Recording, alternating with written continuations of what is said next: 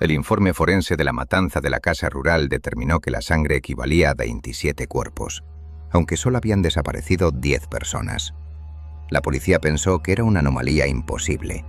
Lo que no sabían, lo que el sistema había enterrado bajo toneladas de burocracia, es que en 1989, en ese mismo suelo, 2 niños sobrevivieron a algo idéntico. Esta es la historia del primero de ellos. Antonio siempre volvía del colegio con una nueva historia. A veces hablaba de una mujer con un vestido blanco que caminaba entre los pinos. Otras veces de una sombra reflejada en los cristales al anochecer. Sus amigos lo escuchaban aterrorizados durante el recreo, y a Antonio le encantaba. Tenía 8 años y había descubierto algo importante. El miedo hace que todos te presten atención. Aunque sus historias fueran mentira, al menos eso creía él. La casa de su familia estaba aislada, perdida en mitad de un bosque espeso en el norte de Segovia. Una vieja estructura de piedra rodeada de árboles altos y cerca de un lago donde su padre iba a pescar. Sus padres hablaban a veces de reformarla y convertirla en una casa rural para turistas, pero Antonio la amaba tal y como estaba. Sin embargo, aquellas navidades de 1989 serían diferentes.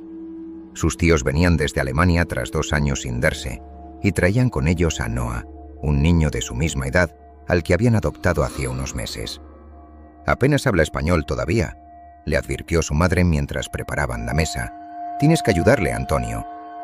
El coche llegó al anochecer. Noah bajó el último, tímido. Era un niño extremadamente rubio, tanto que bajo las luces amarillas del porche parecía tener el pelo blanco. Llevaba una bufanda de lana enorme y abrazaba un libro viejo y desgastado contra el pecho. A pesar de la barrera del idioma, los 2 niños conectaron enseguida. Jugaron al fútbol, compartieron partidas en la Mega Drive y terminaron riéndose a carcajadas cuando Noah, con un español torpe, confundió la palabra jamón con jabón. Antonio se fue a la cama pensando que serían las mejores navidades de su vida. Las camas de la habitación estaban juntas, separadas solo por una pequeña mesita de noche. Antes de apagar la luz, Antonio intentó asustar a su primo con uno de sus cuentos habituales. «En este bosque desapareció un hombre hace años», susurró. «Dicen que por las noches se escuchan sus pasos rodeando la casa». Noah soltó una pequeña risa, lo miró fijamente y susurró. «¿Miedo?» Los 2 se rieron bajito, apagaron la lámpara y se durmieron. A las 3:05 de la madrugada Antonio se despertó. El viento golpeaba suavemente las ventanas. En mitad de la penumbra, escuchó una voz. No estaba hablando en voz baja, pero no era alemán. Las palabras sonaban extrañas, densas, como si se arrastraran por el suelo de la habitación como algo húmedo. No parecían humanas. Antonio se incorporó lentamente en la cama. «Noah, ¿estás despierto?» La voz se detuvo en seco. Silencio absoluto. Y entonces Noah volvió a hablar. Pero esta vez lo hizo en un perfecto y gélido español.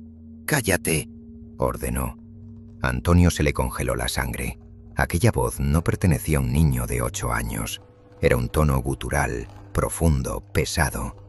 No estaba de rodillas sobre el colchón, mirando fijamente hacia la pared oscura, con los ojos cerrados y una sonrisa plácida, idéntica a la de un sonámbulo. De inmediato empezó a recitar de nuevo aquel idioma imposible, cada vez más rápido, más agresivo, haciendo que los cristales de la ventana vibraran sutilmente. «Noah, para, por favor», suplicó Antonio rompiendo a llorar. El rezo cesó de golpe. Antonio escuchó el roce de las sábanas, luego el sonido sordo de unos pasos descalzos caminando hacia él. Noah se detuvo justo al lado de su cama. Antonio cerró los ojos con fuerza, paralizado por el pánico, hasta que sintió un aliento helado pegado a su oreja. «Escúchame bien», susurró la voz de hombre en el oído del niño. «No le dirás a nadie lo que has visto esta noche, o tus padres y tus tíos morirán antes de que terminen las fiestas». Antonio se orinó encima del terror. Noah regresó a su cama, arropándose en silencio con una sonrisa en los labios. A la mañana siguiente, el horror parecía haberse disipado. Noah volvió a ser el niño tierno que apenas sabía hablar español, riendo y ayudando a su tío a cortar leña para la chimenea. Antonio intentó convencerse de que todo había sido una terrible pesadilla. Pero de vez en cuando, Noah lo miraba de reojo, solo un segundo, y sonreía, como si leyera perfectamente el miedo en su mente. Por la tarde su madre insistió en que salieran a jugar fuera. «Enséñale el bosque a Antonio», dijo sonriendo. «Seguro que le encanta». Antonio intentó negarse, pero Noah le agarró suavemente del antebrazo. Los dedos del niño se cerraron con una fuerza anormal, como una mordaza de hierro. Antonio entendió la amenaza y obedeció. El bosque estaba oscuro incluso de día. Las copas de los pinos eran tan densas que bloqueaban la luz del sol. Caminaron en silencio hasta que Noah, que iba detrás silbando, volvía a hablar en ese español impecable y adulto. «Te gusta asustar a la gente, ¿verdad? Las historias que cuentas en el colegio de Madrid son divertidas».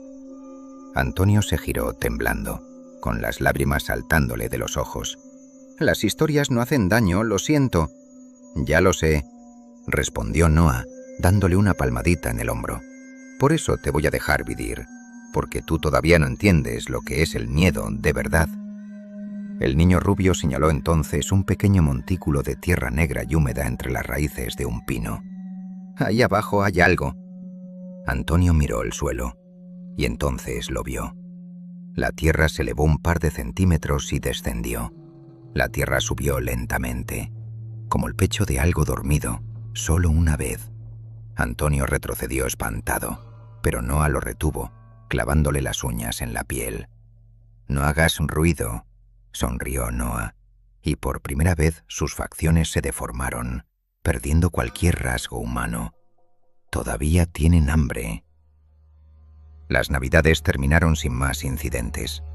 El día de la despedida, antes de subir al coche rumbo al aeropuerto, Noah se despidió de Antonio con un abrazo. Se pegó a su oído y le dejó una última frase. «Nos vemos en verano. Ellos ya saben cómo hueles». A partir de ese día, Antonio cambió por completo. Dejó de contar historias, dejó de dormir, dejó de hablar en clase.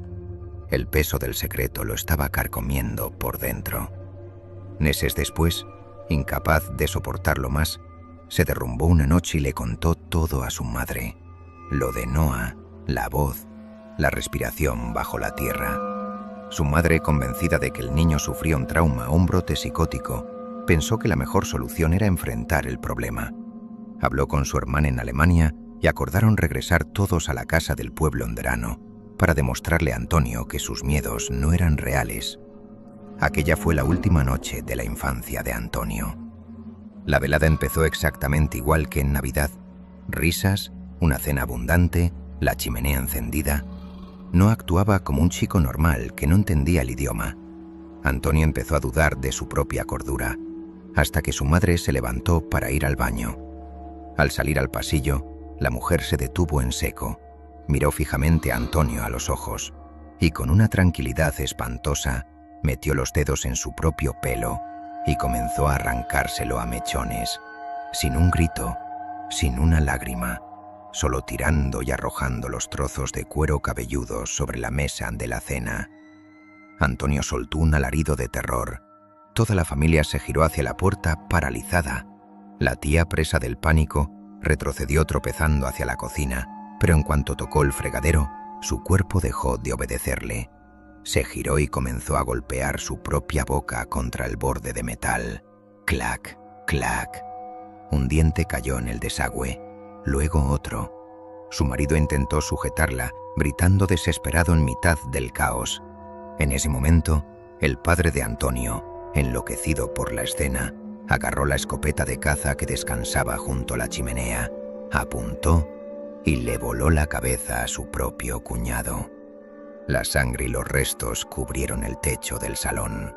Antonio chillaba tapándose los oídos, metido en un rincón, pero en mitad de la masacre, Noah seguía sentado en su silla, observándolo todo de brazos cruzados, disfrutando del espectáculo. El padre de Antonio dejó caer la escopeta. Sus manos de forma involuntaria bajaron hacia su propia garganta. Hundió los dedos bajo la mandíbula, clavando las uñas hasta encontrar el hueso, y tiró hacia arriba. El sonido de la carne desgarrándose y los tendones rompiéndose llenó la estancia. Se arrancó media cara antes de desplomarse, muerto, sobre el charco de sangre del salón. El silencio volvió a la casa, un silencio denso, pesado, interrumpido solo por los sollozos de Antonio. Noa se levantó lentamente, arrastrando las patas de la silla contra el suelo de madera. Caminó con paso tranquilo hacia el cuerpo inerte de la madre de Antonio. Se giró hacia su primo con una media sonrisa y le dijo: «Siempre acabáis contándolo. Esto es culpa tuya». Y acto seguido, se agachó y comenzó a comer, con la calma de un niño que merienda después del colegio. Antonio quiso cerrar los ojos, pero cuanto más intentaba apartar la mirada, más sentía algo dentro de su cabeza obligándolo a mirar. Quiso desmayarse, pero una fuerza invisible lo obligaba a mantener los párpados abiertos. Tenía que mirar. Cuando Noa terminó, se incorporó y abrió la boca. De su garganta comenzó a brotar una niebla espesa, negra como el petróleo vivo, que se arrastró por el suelo del salón hasta salir por la puerta y perderse en la oscuridad del bosque. El niño rubio se limpió los restos de sangre de la comisura de los labios con la manga del jersey. Su voz volvió a cambiar, transformándose en la masa de cientos de voces superpuestas. «La próxima vez te toca a ti». La policía llegó horas después, alertada por los disparos. Encontraron a los dos niños cubiertos de sangre en mitad de la carnicería. Antonio repetía sin cesar que algo había salido del bosque. Noa simplemente lloraba fingiendo no entender el idioma. Las heridas de los cuerpos eran tan aberrantes e inhumanas que el caso fue archivado y sepultado en el olvido. La casa fue vendida años más tarde y reformada como casa rural. Antonio jamás volvió a saber de Noa. Pasó su vida en tratamientos, intentando olvidar, intentando convencerse de que todo había sido un asalto violento que su mente infantil había distorsionado, hasta que cumplió 46 años.